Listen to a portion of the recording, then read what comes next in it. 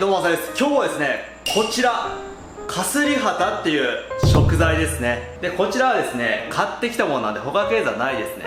一応ね、素潜りでも取れることがあるらしいんですけど、僕はね、まだこいつ見たことないですね。昔は80キロとかのこいつを手盛りであげてたらしいよ。すごいよね。今はね、ダイビングで保護してる場所でもない限りそんな化け物はね、いないと思いますけどね。今回ね、こいつが本当にかすり旗かっていうのはちょっと分かんなくて、多分かすり旗と何かのハーフなんじゃないかなと思ってるんですけど、一番かすり旗が近いかなっていうので、かすり旗って呼んでます。ということで早速観察していきましょう。今回この魚がかすり旗かなと思った理由は、旗の仲間にしては異常にね、細長いんですよ。動画上でちょっと伝わるか分かんないんですけど、こんな感じ。そう、模様とかはね、こんな感じでクエっぽいんですけど、体の形がね、完全にかすり旗なんですよね。で、今回ね、お腹がこんな感じでスカスカなんですけど、これ内臓がね、ここもう水圧のせいで口の方にね、全部飛び出してきてるんで、多分ね、ここら辺にね、胃袋とか腸とかいっぱい詰まってるんじゃないかな。これ胸びれの付け根、寄生虫くっついてますね。肺のの仲間じゃないかな。でね、本当はかすり旗ね、ここにボコンボコンボコンボコンみたいな感じで大きい模様がついてて、それが特徴的なんですけどね、それが見えないんですよね。なんか大きくなると薄くなるらしいんですけど、ここまで薄くなるかな。ちょっと不思議なんですけどね。で、目もね、浸透圧で飛び出してきてますね。あとね、これ目がね、もうとんでもなく鋭いです。これね、鱗取る時とか気をつけてやらないとだいぶ深く刺さりそうですね。でね、かすり旗っていうと海外の動画なんですけど、魚をついた後に魚を掴んで、でそれを水面まで持って上がろうとしてる時に、このかすり旗がバクッつってもう手ごと、もうなんならここぐらいまで噛みついてきて、でうわーみたいな感じになって、で結局魚をもぎ取られていくみたいな感じの動画があって、それ YouTube のリンク貼っとくわ。もうなんかそれのイメージしかないんだよね。マジでね、すごいから、魚って人を襲うんだって実感する動画だね。面白いよ。だからね、素潜りでね、出会うとね、もう人間を襲ってくるぐらい警戒心がない魚なんで、つきやすいらしいんですよ。出会ったことないですけどね。で、今日はですね、せっかくの高級魚ということで、熟成をね、していこうと思います。目標は1週間、多分5日ぐらいで開けると思うけど、1週間を目標にね、やっていこうと思います。はい、それでは調理していきましょう。で、今回はちょっと長めなんで、鱗を落とさずにしっかりと熟成していこうと思います。なんか鱗がね、細菌とかから身を守ってくれる性質を持ってるらしいんで、つけたままやっていきます。こんないかつい鱗つけたまま包丁通んのかな。いきます。お腹を開いていくと、めっちゃ血出てきた。嫌な予感だね。うわ、すげえ肉厚。すごいぞ。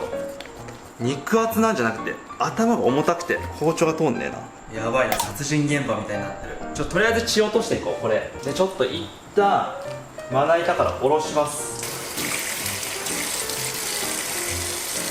ほんで内臓を抜き取っていきますと。これなんだろう、ちょっと切ってみる。うわ、卵だ。うわ、なんか出てきた。魚食ってるな。何このヒレ。すごい魚食ってない？これちょっと一旦血を落としたいな。すごい血の塊。ちょっとね、内臓がこの辺に行ってて取れなかったんで、もう頭を落としていきます。本当はね、頭つけたまんま熟成していきたいんですけど、頭つけたまんまだと熟成の時に入る冷蔵庫がないんだよね。包丁入れるラインだけ鱗を落としていきます。よーし、頭を落としていきましょう。もう普通に鱗取って熟成してもよかったかもな。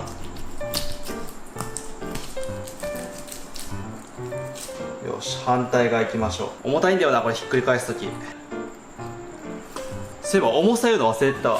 これ21キロか20キロぐらいでしたね。すっごい鱗取りづらい。これめっちゃよくくっついてる。そしたら反対側もやっていきましょう。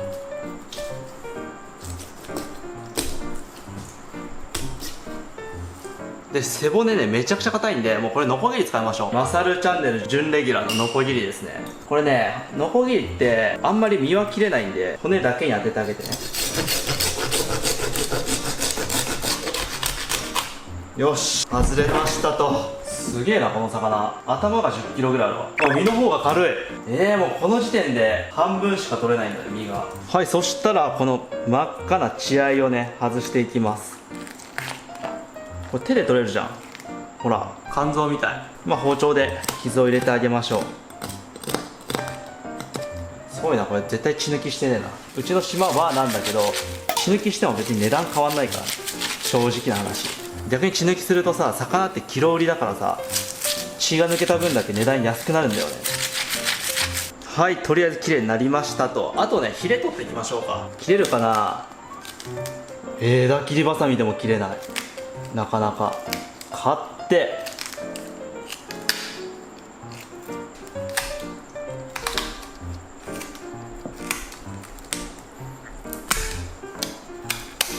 よし、あとは尻尾だ。尻尾です。こんぐらいで切りたいね。ちょっと一旦少し鱗落としましょうね。これは高圧洗浄機じゃ取れないですね。めっちゃひっついてるわ。いきまーす。よいしょと。硬すぎてびっくりしてる。よいしょ、反対側。よいしょと。この魚過去一硬いかも。やばいわ。包丁が全く言うこと聞かない。見てこれ、背骨の太さよ。俺の親指ぐらいあるよ。これは切れんわ。はい、ということで下処理が完了ですね。なんかね、内臓とか触ってみた感じ、このね、ハラミの断面とか見た感じも1ミリも脂乗ってないですね。さっきの卵もなんかちょっとホーランゴっぽかったしね。で、水分を落としていきます。水分があると細菌が繁殖して傷んじゃうんで、なるべく水分を取っていくっていう感じですね。はい、水を拭き終わりましたら、今度はキッチンペーパーでね、くるんでいきます。最初お腹に詰めていこうかな。よいしょ。ひっくり返す。いいんじゃないかな。で、ラップで巻いていくんですけど、これむずすぎじゃね。よし、冷蔵庫に入れていきましょう。この日のための冷蔵庫。よいしょ。めっちゃ余裕じゃん。頭つけたまんまでもよかったかもね。さて、頭を割っていきますか。でけえぞ。とりあえず包丁入れていきます。これ頭蓋骨までいけるんですよね。で、身の部分はもう包丁入れていきましょう。これが包丁の限界です。2度目の登場、ノコギリ。これで頭蓋骨をもう真っ二つにしていきます。これは大変だぞ。ちょっと待って、この魚過去一硬いぞ。あのガジュマルを手の甲だけで切った俺が苦戦してるんだけど、これは波の大木よりすげえな。多分ね、これ胃袋とかが口の中に詰まってるからノコギリが進まないんだ。取り出すわ。ちょっと待って、マジで胃袋全然引っ張り出せねえ。よいしょ、出てきました、食材。いやー大変だった。胃袋取り出したんで、おそらくノコギリの滑りが良くなるはずや。待って、今左手めっちゃ痛いんだけど、これカスリハタに海の中で噛まれたらパニックになるよ。いってー、これ我慢できないわ。いってて、ほらやばい。このノコギリが切れないだけなのかな。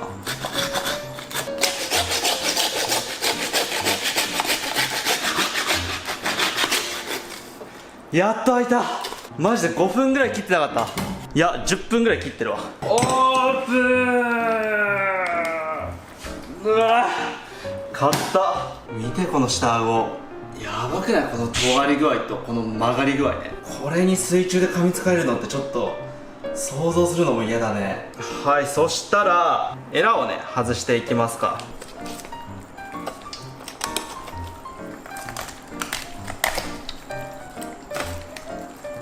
よし、あともうちょいですね。ここの付け根がマジで硬い。外れね。これエラが硬くて外れないの初めてなんだけど。よし、見てこれでかすぎ。皆さんびっくりしますよ。これ見て、この20キロの魚がこの心臓、なんなら親指ぐらい。すごいね。そしたら血を洗い流していきます。はい、しっかりとね下顎も外していきます。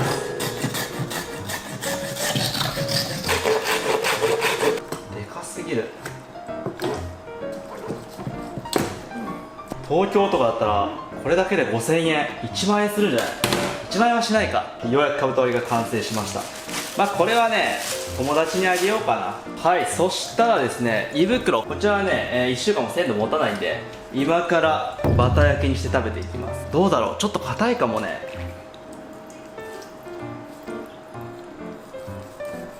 これうじゃうじゃってしてるのがね、有毛水って部位ですね。酵素とかを分泌するとこです。でこのままだと臭いんで洗っていきましょう。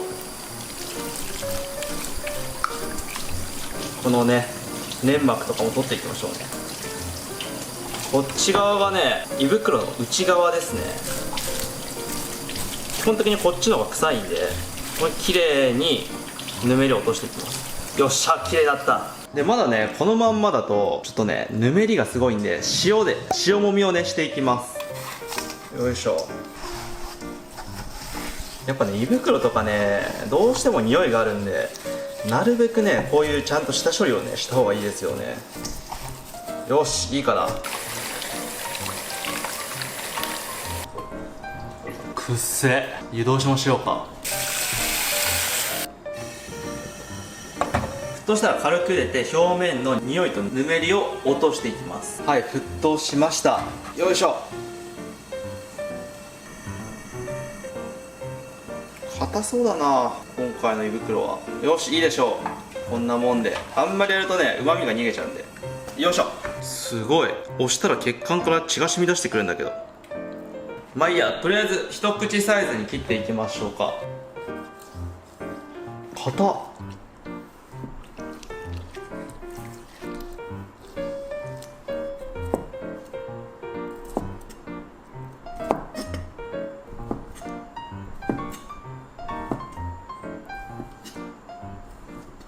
なんか出てきた。何これ、相当硬いよ。胃袋の中から出てきたんだけど、何かの背びれに見えるんだけどな。わかんねえわ。とりあえずね超硬い。これ出刃でも切れないんじゃないかな。ほら、出刃でも切れないよ。なんでしょうね。はい、切り終わりました。見てこれ、断面めちゃくちゃ美味しそうなんだけど、ちょっと臭いけど、とりあえず一気に食べきれないんで、こんぐらいねバター醤油焼きにしていきます。はい、そしたら塩コショウ振っていきます。そしてバターもうこのままね切っちゃいましょう。こっちの方がいいわ。よいしょ。これ絶対バター多いな。うわ、めっちゃいい匂い。そしてここに胃袋を入れていきます。よいしょと。でせっかくなんでこれ冷凍してた南洋豚の切り身ですね、これも入れていきましょう。最後に醤油を一かけ。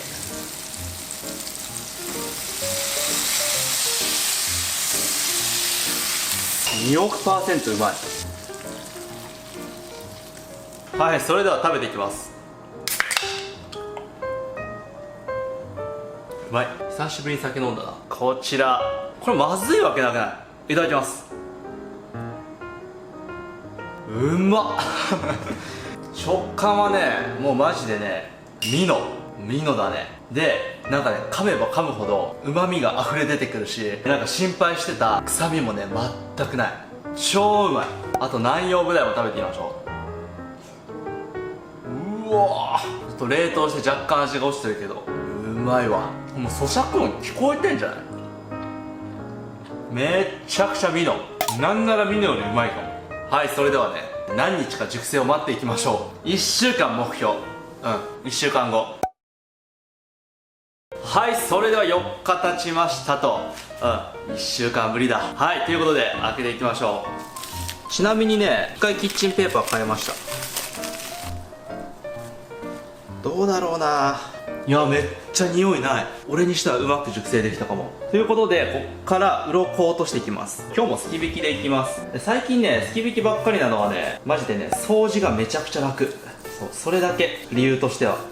まあ、でかい魚はね鱗かきで取るとなかなか鱗取りが大変っていうのもあるんですけど、やっぱりね鱗かきで取るとめちゃくちゃ飛び散るんで、魚さばくとね家中掃除しなきゃいけなくなるんだよね。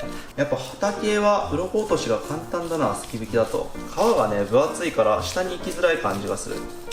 まあ、よく下行ってるけどな。マハタがねお腹のところ皮が薄かったんでちょっとこれも薄いかもね。気をつけないとすぐ下行っちゃうから。内臓取った後だとめちゃくちゃすき引きしづらいな。ここめっちゃむずい。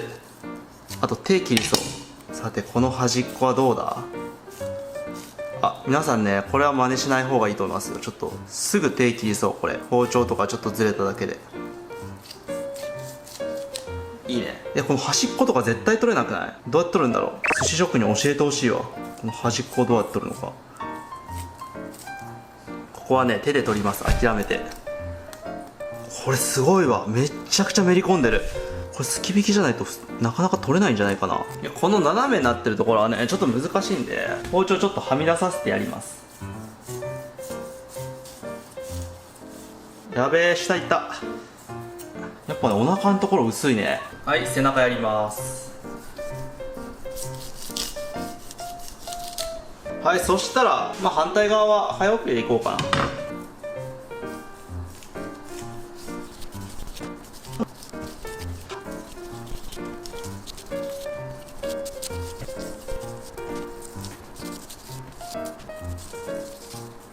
いいでしょう。はい、そしたら鱗落とし終わりましたら3枚におろしていきましょう。これでかいから包丁届かない気がするんだけど大丈夫かな。とりあえず皮に切り込みを入れていきますと。なんかここの包丁が通んないですね。もしかしたら骨が折れてここ出っ張ってるのかもしれない。どうしたもんかね。とにかくやっていきましょう。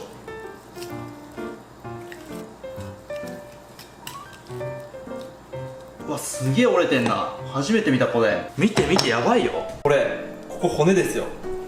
ボッコーってなってる。いや、こんなでかいの初めて見た。そう、魚って骨が折れるとこんな感じでボコってなって復活するんですね。でもこんだけでかいことってあるかな。もしかしたらなんか骨の腫瘍とかなのかもしれないですね。よし、反対側行きましょう。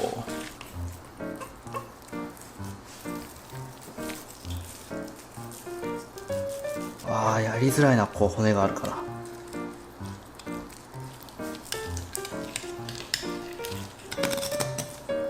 すごいなこれマジで。どうなってんだ。で背骨が出っ張ってるんでちょっと上傾けてこうやって切って下向けます。こうやって今度は。そしたらここ切っていきます。でもこれすごいですね。異常ですよ。すごい流れとかで折れたりすることがあるらしいんですけど、普通ねこの辺の細い骨なんですよ、折れてるのなんですけど、これ背骨折れてない？それともここの細い骨の付け根が折れたのかな。謎だわ。はい、そしたら反対側いきます。よいしょ。重たいなこれも。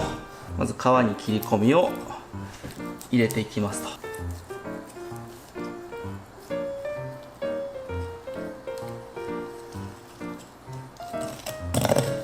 すごい盛り上がっててやりづらいわ。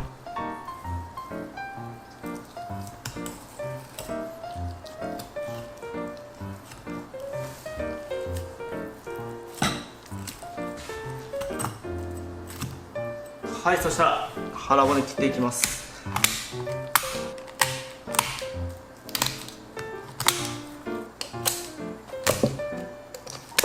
こっち側は普通ですね。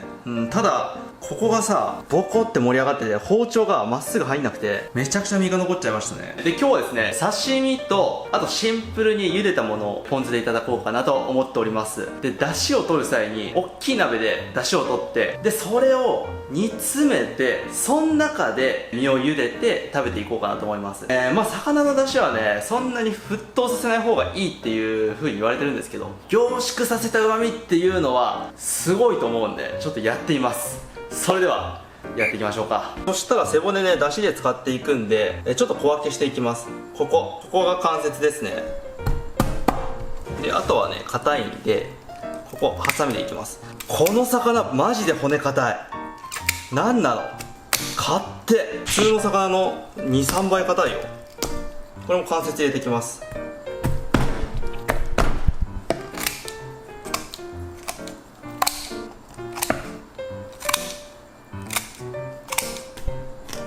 はい、そしたら次腹骨を落としていきましょう。よいしょ。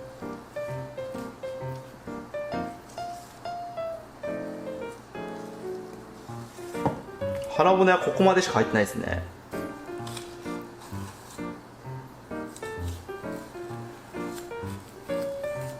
ここもね内臓触れた部分なんで臭いんでね取っていきます。でこの腹骨ももちろんだしに使っていきます。はい、そしたらですね中骨を取っていきましょう。それでは包丁を入れていきます。分厚い身だなマジで。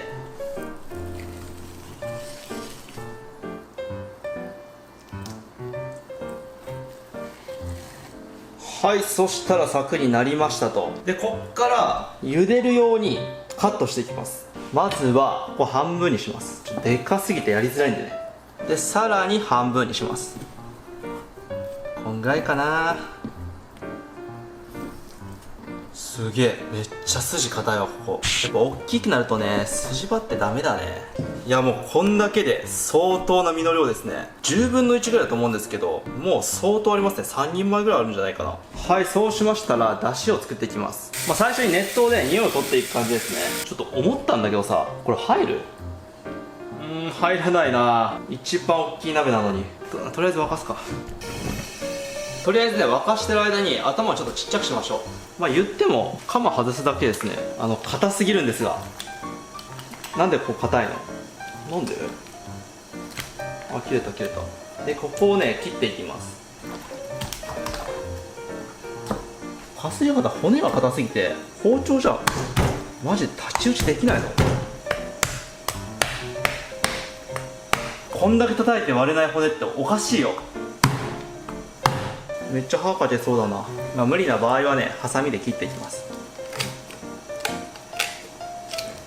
OK です。これで入るはずです。いやでもこんだけの出汁凝縮させたらすごいことなるんじゃない？はい、とりあえず釜からいきましょう。ちょっと重たいから手でいこう。よいしょと。でこれでちょっとぬめりと匂いを落としていく感じですね。本当に軽くだけ茹でます。表面だけね。よし、引っ張り出そう。よいしょ。重てえ。で次は頭。よいしょと。これホームセンターで一番大きい鍋買ったんだけどね、まだまだだったわ。選ぶた邪魔だな。よし、熱い。で最後背骨とか、これも丸ごと入れていきます。よいしょ。はい、そしたら一つの鍋に入れて、入るかな。入らんな。まあいいだろう。茹でていきます。さてこれをひたすら煮詰めていきましょう。こんだけの穴があったら相当のね出汁が出てくると思うけどね、どうでしょうね。楽しみだわ。めっちゃアク出るな。サポニンみたいだな。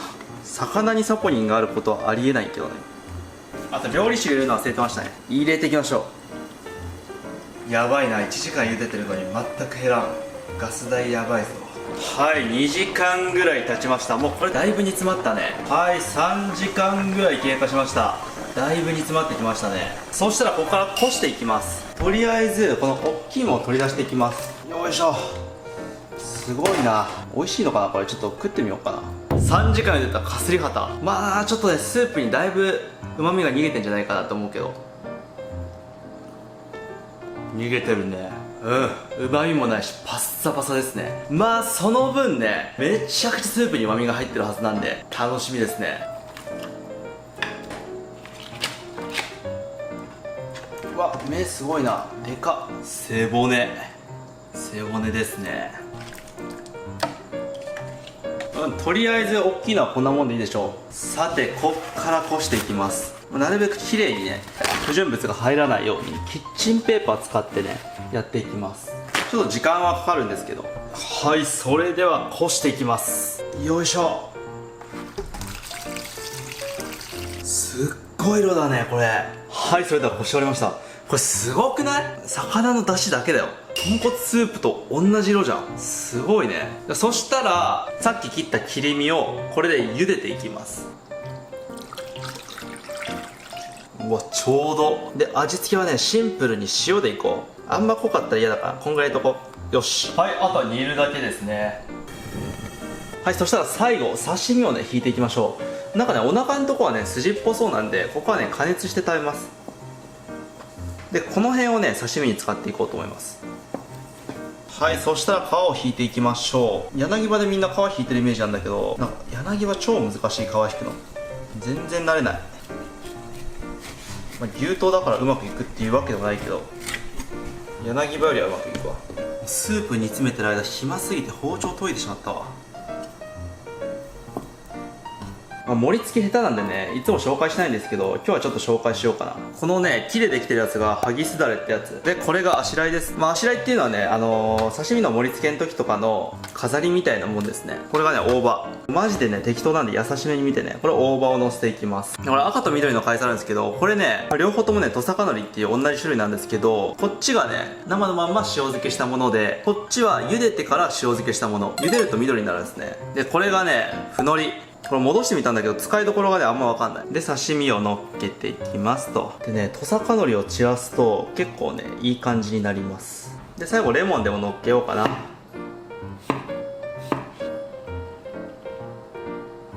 はい、素人なんでねちょっと下手くそなんですけども、とりあえず完成です。はい、超濃厚な吸い物ができましたね。うわ、うまそう。もう味噌汁みたいなんだけど色が。はい、それでは完成しました。いただきます。まずはね、刺身からいってみましょうか。4日熟成ですからね、結構旨味も凝縮されてるんじゃないかな。いただきます。すごいわ。やっぱりね、高級なハタナだけありますね。油はね、もう1ミリも乗ってないんで、もうそこの旨味っていうのはもう全くないんですけど、ただね、魚の旨味、イノシン酸っていう旨味成分なんですけど、もうこれがね、すごいね、めちゃくちゃ味がいい。ただね、ちょっとやっぱり大きすぎるんで、食感に関してはそんなにかなって感じ。そしたらね、苦労して作った吸い物を食べてみましょうか。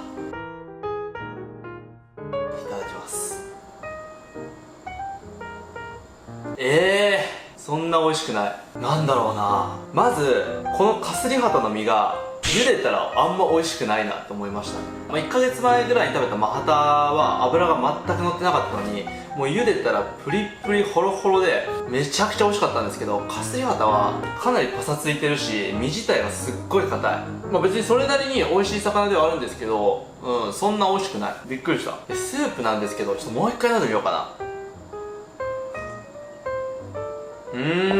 ダメだわ。そんな美味しくないね。すっごいね、魚の味が濃いんですけど、もうなんか一周回ってくどいっていうか、若干のえぐみすらも感じますね。なんだろう、砂糖とか少量で食べるとちょっと甘くて美味しいなって感じなんですけど、もう一気に口に入れたらちょっとしんどってなるような、なんかそんな感じなんだと思う。旨味成分っていうのも今までちょっと濃すぎておかしいなと思ったことなかったんだけど、これに関してはその旨味成分っていうのが凝縮されすぎて、なんか良くない方向に行っちゃってますね。これは新たな発見ですね。なんかラーメンみたいにすごい濃厚で美味しいのかなと思ったんですけど、逆にえぐくて美味しくないです。しかもね、スープがドロッとしてるんですよね。もうなんか喉越しも悪いですね。なんか今ボロクソに言ってるから、すっごいまずく聞こえるかもしれないんですけど、別にまずくはないよ。ただ美味しくもないなっていう。この魚はね、サラダチキンみたい。魚風味のサラダチキンだわ。はい、それではごちそうさまでした。いや、今回ですね、新たな発見ができてちょっと面白かったですね。僕の動画でですね、カスリハタの評価が結構厳しくなってしまってはいるんですけど、今回のカスリハタですね、内臓を見た感じ、放卵後、卵を産んだ後、魚でいうと一番美味しくない時期の身だったんで、牛でもオーストラリア産の安い肉と、国産の黒毛和牛が全く違う味なのと同じように、魚も同じ種類でも、時期とか場所によって全く違う味になるんで、いつかね、脂の乗ったコンディションのいいカスリハタでね、リベンジしてみたいですね。はい、ということで最後までご視聴いただきありがとうございました。それでは。